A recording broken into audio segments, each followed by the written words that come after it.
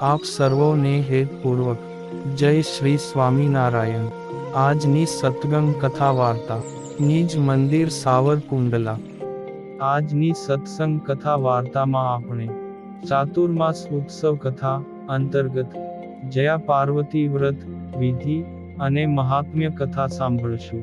આપણી વિરાટ હિન્દુ સંસ્કૃતિમાં ઘણા વ્રત આવેલ છે। ઘણી વાર આપણને તેનો મર્મ નથી સમજાતો, પરંતુ તેની પાછળ કોઈ ને કોઈ કારણ કે વૈજ્ઞાનિક આધાર પણ હોય છે।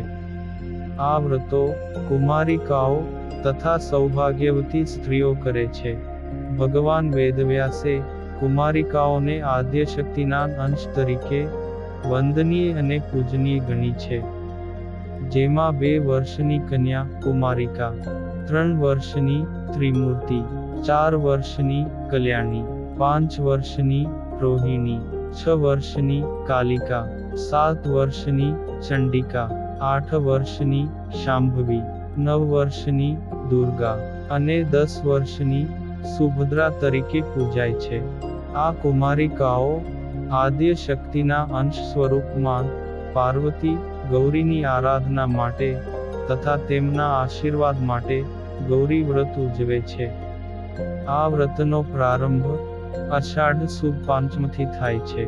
પરિવારમાં માતા પોતાની કુમારિકા દીકરીને આ વ્રતનો પ્રારંભ કરાવે છે, જેમાં વાંસની છાબડી કે મોટા કોડિયામાં 5 ધાન્યની વાવણી કરવામાં આવે છે ને 5 દિવસ સુધી તેમાં નિયમિત પાણીનું સિંચન થાય છે।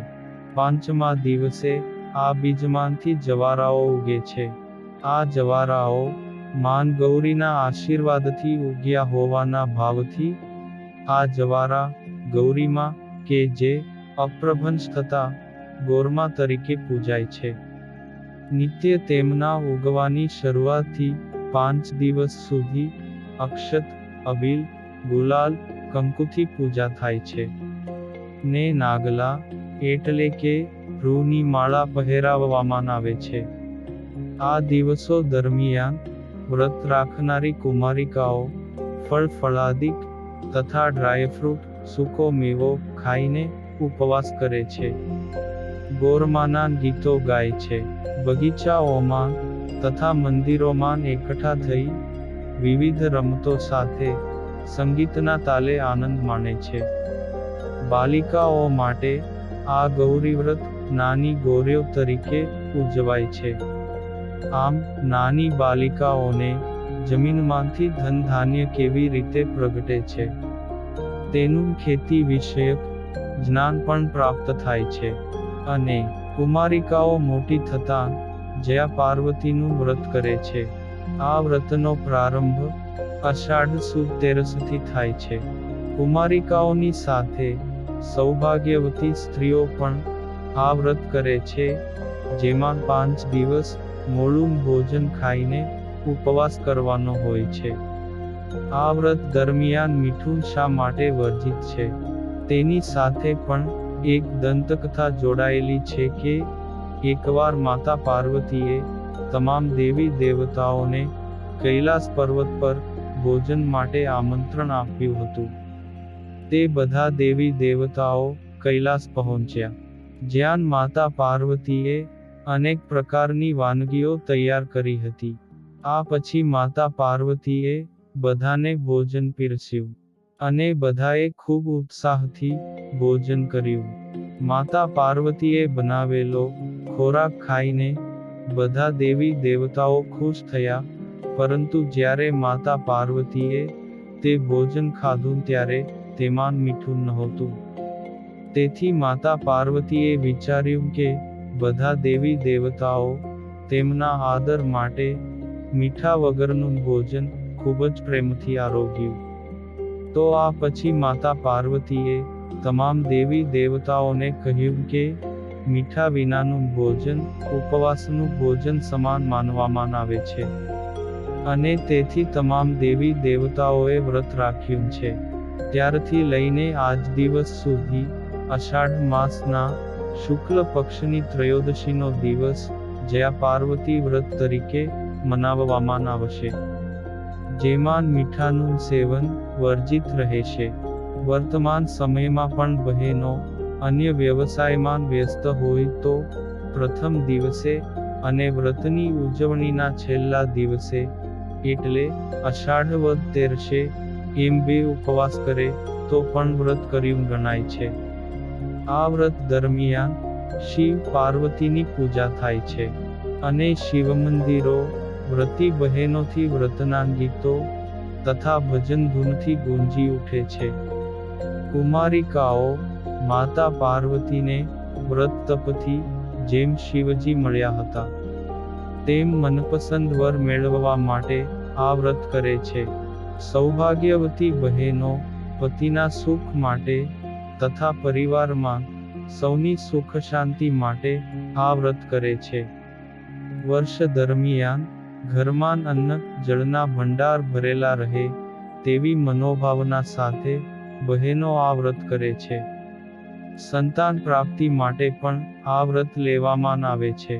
આ જયા પાર્વતી વ્રત 3, 5, 7, 10 કે તેથી વધુ વર્ષ બાદ ઉજવાય છે.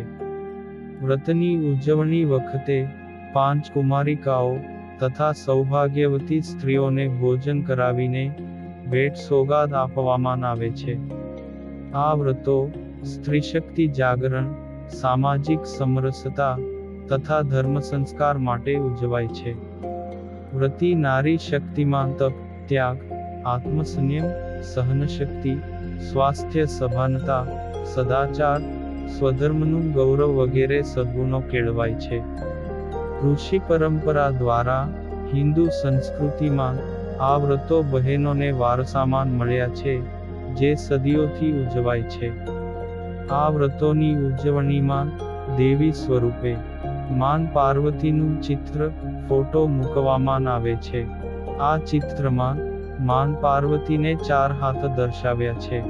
ઉપરના એક હાથમાં શિવજી જ્યારે બીજા હાથમાં ગણેશજી દર્શાવ્યા છે. માતાના નીચેના એક હાથમાં માળા જ્યારે બીજા હાથમાં કમંડળ દર્શાવ્યા છે. પુરાણો તથા શાસ્ત્રોમાં માન પાર્વતીએ આ વ્રત કર્યું હોવાનું પ્રમાણ છે. ત્યારબાદ માતા પાર્વતીના આશીર્વાદ પામવા માટે ત્રેતાયુગમાં સીતા માતાએ શ્રીરામ તથા પ્રતાપી પુત્રો સંતાનો માટે તથા પરિવારમાં તથા રાજ્યમાં સુખ શાંતિ અર્થે આ જયા પાર્વતીનું વ્રત કર્યું હોવાનું જાણવા મળે છે. દ્વાપર યુગમાં આ વ્રત માતા કુંતાએ કર્યું હતું. આ પરંપરાને આધારે વર્તમાનમાં પણ આ વ્રતો સ્ત્રીઓ મનાવાંછિત ફળ મેળવવા ઉજવે છે. માન પાર્વતીએ તપશ્ચર્યાથી આ વ્રત લઈને શિવજી જેવા ઉત્તમ સર્વગુણ સંપન્ન પતિ તથા ગણાધિપતિ ગણેશજી સહિત કાર્તિકેય અને પુત્રી ઓખા સહિત ઉત્તમ સંતાનોની પ્રાપ્તિ કરી હોવાનો ઉલ્લેખ શિવ પુરાણ તથા શાસ્ત્રોમાં વર્ણવાયો છે. માન પાર્વતીના હાથની માળા એ ભક્તિ તથા જીવનમાં શાંતિ માટેનું પ્રતીક છે. માળાથી ઉપાસના, ઉપવાસ થકી આદ્યશક્તિ તથા શિવ તત્વ પરમાત્માની આરાધના સૂચવ્યા છે. કમંડળ અર્થાત પરિવાર તથા સૃષ્ટિ અન્ન જળ ધન ધાન્યથી ભરપૂર રહે તેવો ભાવ છે. દુષ્કાળ કે અતિવૃષ્ટિ ન થાય તેવો ભાવ છે. 2 હાથ જોડીને કરમંડળમાં દેવી દેવતાઓના આશીર્વાદ મળે તેવી ભાવના હોય છે. માન પાર્વતી ગૌરી માતાએ પણ આ ધરતી માતાના તથા પ્રકૃતિ હંમેશા ધનધાન્ય જળ તથા ઔષધિઓથી હંમેશા ખીલી ઉઠે તેવી પ્રાર્થના કરી છે. તો આ કારણે માતા પાર્વતીનો બીજો જન્મ હિમાલયમાં થયો. અને આ જયા પાર્વતી વ્રતમાં માતા પાર્વતીના બીજા જન્મનો મહિમા છે. માતા પાર્વતી પ્રથમ જન્મમાં દક્ષ પ્રજાપતિને ત્યાં જન્મ્યા હતા. દક્ષ પ્રજાપતિ યજ્ઞ કરાવવાના હતા. તે દરમિયાન માતા પાર્વતીને શિવજીના દર્શન થયા. શિવજીનો દક્ષના યજ્ઞ મંડળમાં પ્રભાવ રૂઆબ જોતા જ પાર્વતી તેમના પર મોહિત થયા ને મનોમન તેમણે શિવજી સાથે લગ્ન કરવાનું નક્કી કર્યું. પણ દક્ષ પ્રજાપતિને શિવજી પ્રત્યે અણગમો હતો. તેના 2 કારણો હતા. પ્રયાગ ક્ષેત્રમાં મુનિવર્યોએ યજ્ઞનું આયોજન કર્યું હતું. ત્યારે આ યજ્ઞમાં સર્વે સભાસદોએ દક્ષ પ્રજાપતિ પધાર્યા ત્યારે ઊભા થઈને દક્ષનું અભિવાદન કર્યું હતું. પણ શિવજી પ્રભુ સ્મરણ માન લીન હોવાથી ઊભા થયા નહોતા ને માન ન આપ્યું અને દક્ષનું અભિવાદન પણ કર્યું નહીં. બીજું એક કારણ એ પણ ઉલ્લેખનીય છે કે દક્ષ પ્રજાપતિએ પુત્રીની હઠથી અને પત્નીના આગ્રહથી ન છૂટકે પુત્રી પાર્વતીના લગ્ન શિવજી સાથે કર્યા. શિવ પાર્વતીના વિવાહ પ્રસંગે દુર્વાસા મુનિ પધાર્યા હતા. તે દુર્વાસા મુનિએ દક્ષને એક માળા આપી હતી. પણ દક્ષે આ માળાનું મહત્વ સમજ્યું નહીં ને તે માળાને આમથી તેમ રાખ્યા કરતા.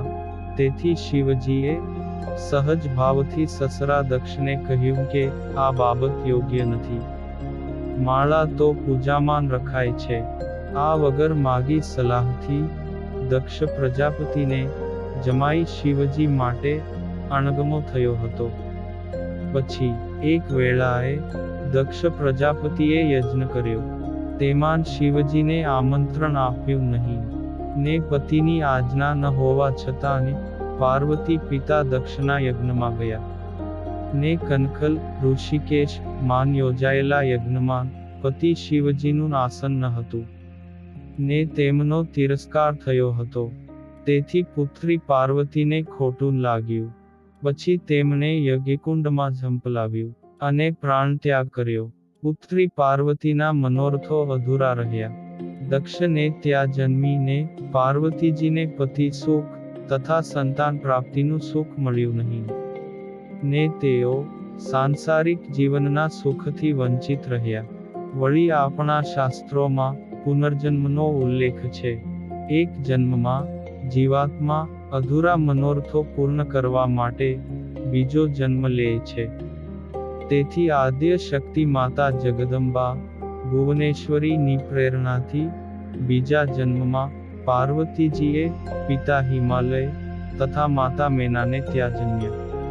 તેમણે તપ તથા વ્રત કરીને પુનઃ શિવજીને મેળવ્યા તથા શિવ પાર્વતીને ગણેશજી કાર્તિકેય તથા ઓખાનું સંતાન સુખ મળ્યું.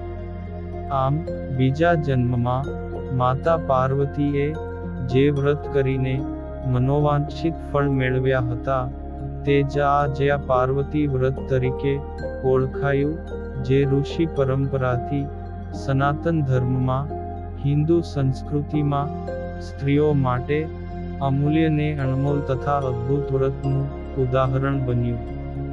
કલિયુગમાં પણ આમ સ્ત્રીઓએ ગૌરીવ્રત તથા જયા પાર્વતીના વ્રતોની ઉજવણી કરીને હિન્દુ સંસ્કૃતિમાં વ્રતની પરંપરાના વારસાને જાળવી રાખ્યો છે. આ વ્રતની અનેક વાર્તાઓ પુરાણો તથા શાસ્ત્રોમાં છે. આવી જ એક પ્રચલિત ધર્મવાર્તા કે જે વ્રતવાર્તા વ્રતી બહેનો વાંચે છે તે સંભળાવું છું. તે ભાવથી સાંભળજો. કાશી નગરીમાં સદાચારી, સત્વાદી અને સેવાભાવી એક દંપતી રહેતું હતું. તેઓ આખો દિવસ પ્રભુ ભક્તિમાં લીન રહેતા હતા. ભૂખ્યા જનોને તથા અભ્યાગતોને ભોજન કરાવતા હતા. વળી તે નિરાધારોને આશરો પણ આપતા હતા. ઈશ્વર કૃપાથી આ દંપતી પાસે પરિશ્રમથી પ્રાપ્ત કરેલી અખૂટ સંપત્તિ પણ હતી. તેઓ ગુરુકુળોમાં સખાવત પણ કરતા હતા. પતિ પત્ની બંને એકબીજાના સહકારથી સદાવ્રત તથા સેવા કાર્યો કરતા હતા.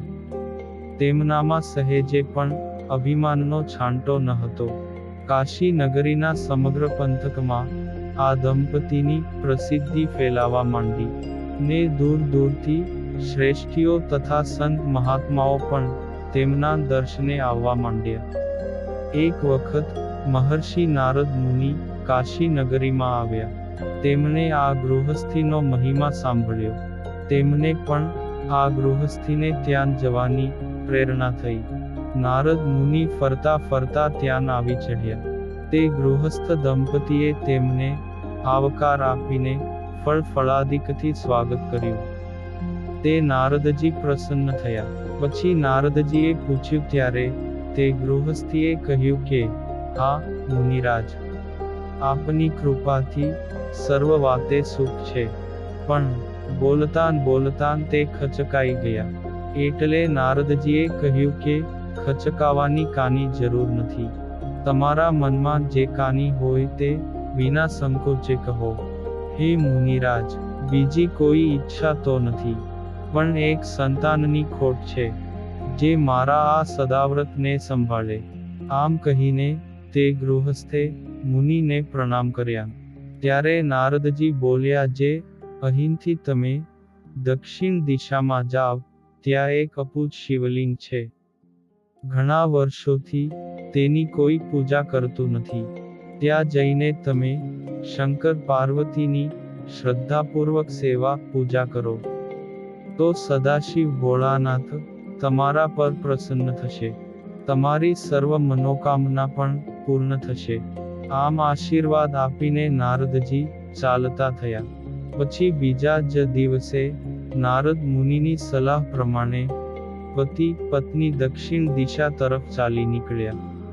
ત્યારે ઘોર વન વગડામાં ભૂખ્યા અને તરસ્યા બંને શિવલિંગની શોધમાં નીકળે છે. પણ ક્યાંને આવું મંદિર મળતું નથી. તે બંને જણા થાકીને એક ઝાડ નીચે આરામ કરવા માટે બેઠા. એવામાં પત્નીની નજર એક મોટા ડુંગરની ટોચ પર પડી. ત્યાં તેને મંદિર હોવાનો અણસાર થયો. તે તેણીએ કહ્યું કે, હે નાથ, જુઓ પેલા ડુંગરની ટોચ પર. ત્યાં નારદ મુનિના કહ્યા પ્રમાણેનું શિવ મંદિર હોઈ શકે છે. અને આ મંદિરનો અણસાર મળતાની સાથે જ દંપતીનો થાક તથા ભૂખ તરસ મટી ગયા. ને તે બંને જણા ચાલતા ચાલતા ડુંગરની ટોચ પર પહોંચ્યા. ત્યાં એક શિવ મંદિર હતું. તેથી બંનેના હૃદયમાં હરખ માતો નથી. તેમણે મંદિરમાં સફાઈ શરૂ કરી. શિવલિંગ પરથી પાંદડા તથા ધૂળ સાફ કર્યા. પાસેની નદીમાંથી પાણી લાવીને શિવલિંગ તથા તેની સમક્ષ રહેલી પાર્વતીની મૂર્તિને પણ સ્નાન કરાવ્યું. અને મંદિર પાસે બીલીપત્રનું ઝાડ હતું. ત્યાંથી બીલીપત્રો લાવીને શિવલિંગ પર ચડાવ્યા. શિવમહિમ સ્તોત્રનો પાઠ કર્યો. ને તળેટીના જંગલમાં જઈને ફળ ફૂલ લાવી શિવજીને અર્પણ કર્યા. આમ આ દંપતીએ સતત 5 વર્ષ સુધી શંકર પાર્વતીની પૂજા કરી. પણ ભગવાન શંકર પ્રસન્ન થયા નહીં. એક દિવસ નિત્યક્રમ પ્રમાણે પતિ વનમાં ફળ ફૂલ લેવા માટે ગયો. પણ સાંજ પડવા આવી હતી છતાં તે પાછો ફર્યો નહીં. એટલે પત્નીને અનેક પ્રકારની શંકા થવા લાગી. પતિની વાટ જોતા જોતા પત્ની થાકી ગઈ. પછી ન છૂટકે તે પતિની શોધ કરવા માટે નીકળી પડી. પરંતુ આ વન તો ખૂબ જ બિહામણું હતું. ને ઠેર ઠેર જંગલી પ્રાણીઓ, વાઘ, સિંહ અને રીંછોના ભયંકર ઘૂઘવાટા સંભળાતા હતા. શિયાળ પણ કરુણ રુદન કરતા હતા. ઘુવડ જેવા નિશાચરો આમથી તેમ ફરતા જોવામાં આવે. તેને કશું અમંગળ થયું હોવાનો ભય થવા લાગ્યો. છતાં પણ હિંમત રાખીને શિવ પાર્વતીનું રટણ કરતી કરતી તે ચાલવા લાગી. અચાનક તેની નજર એક ઝાડ નીચે પડી. ને જોયું તો તેનો પતિ બેભાન દશામાં પડ્યો હતો. તેના પગના અંગૂઠામાંથી લોહી નીકળતું હતું. ને તેણે જોયું તો પતિના પડખામાં એક કાળો નાગ ફૂંફાડા મારતો જતો હતો. થોડીક ક્ષણો પછી તેણે આંખો ઉઘાડી. ત્યાં તો તેની સમક્ષ 16 શણગાર સજીને ઊભેલા માતા પાર્વતીજી પ્રગટ થયેલ જણાયા. ને માતા પાર્વતીના દર્શનથી તેનામાં નવીન ચેતના આવી ગઈ. તે માતા પાર્વતીને જોતા જ પત્ની તેમના ચરણોમાં પડી ગઈ. માતા પાર્વતીએ તેના મૃત પતિના શરીર પર હાથ ફેરવ્યો, ને તુરંત જ પતિએ આંખો ઉઘાડી અને ભાનમાં આવી ગયો. તે આળસ મરડીને ઊભો થયો. તેણે પણ માતા પાર્વતીજીના દર્શન કર્યા, ને બંને જણા ધન્ય થયા. પછી પાર્વતીજી બોલ્યા કે તમારા બંનેની અનન્ય ભક્તિ તથા શ્રદ્ધા જોઈને હું ખૂબ જ પ્રસન્ન થઈ છું. માટે તમારે જે જોઈએ તે માગી લ્યો. ત્યારે દંપતીએ કહ્યું કે હે માતા ભગવતી, અમારે બીજું કંઈ જોઈતું નથી, પણ એક શેર માટીની ખોટ છે, તો તેનો ઉપાય બતાવો. ત્યારે માતા પાર્વતીજી બોલ્યા, જે તમે જયા પાર્વતીનું વ્રત કરો તો તમને અવશ્ય સંતાન પ્રાપ્તિ થશે. પછી તે પત્નીએ કહ્યું કે માતાજી, આ વ્રત કેવી રીતે કરાય? ત્યારે પાર્વતીજી બોલ્યા, જે આ વ્રત અષાઢ સુદ તેરસને દિવસે કરવામાં આવે છે અને વદ બીજના દિવસે પૂર્ણ થાય છે.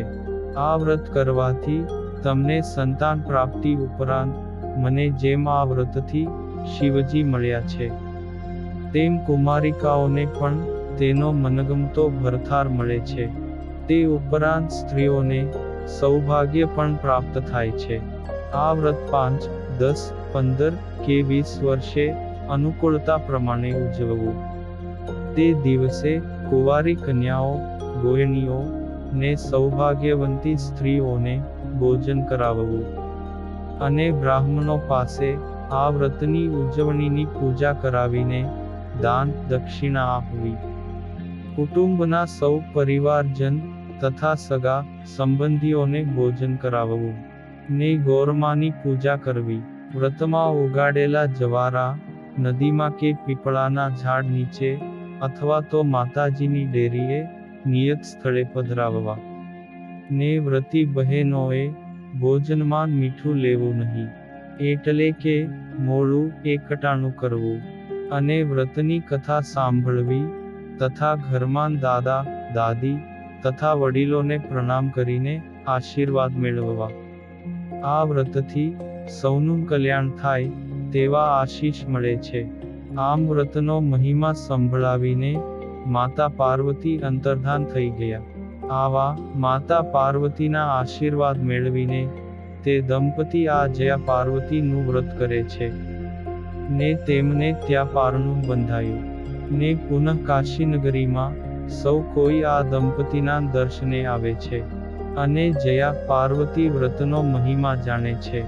ને કાશીનગરીમાં પણ કુમારિકાઓ આ વ્રત લે છે. જયા પાર્વતીનું વ્રત જેવી રીતે આ દંપતીને ફળ્યું, તેવી જ રીતે સૌને પણ ફળે છે.